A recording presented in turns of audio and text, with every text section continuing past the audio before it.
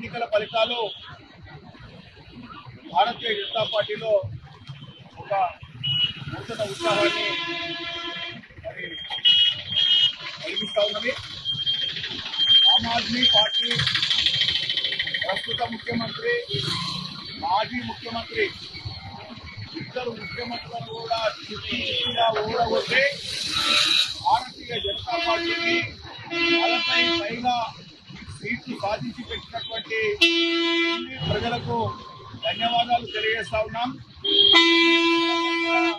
నరేంద్ర మోడీ గారి నాయకత్వంలో భారతీయ జనతా పార్టీ అధికారంలోకి వస్తేనే డబుల్ ఇంజన్ సర్కారు వల్లనే రాష్ట్రాలు అభివృద్ధి చెందుతాయని చెప్పేసి ఒక గొప్ప గుణపాఠము చెప్పడం జరిగింది.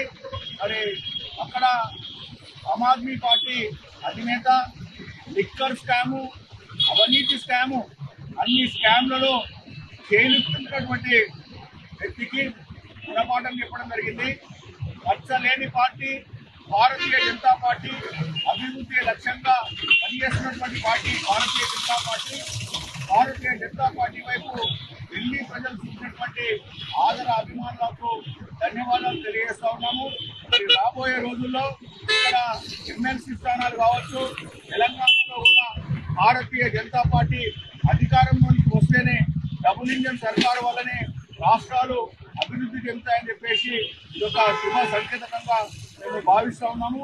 అందులో భాగంగా మెదక్ పట్టణంలోని రామదాస్ చౌరస్తా వద్ద బీజేపీ కేంద్ర మంత్రులు సంబరాలు జరుపుకుంటాము.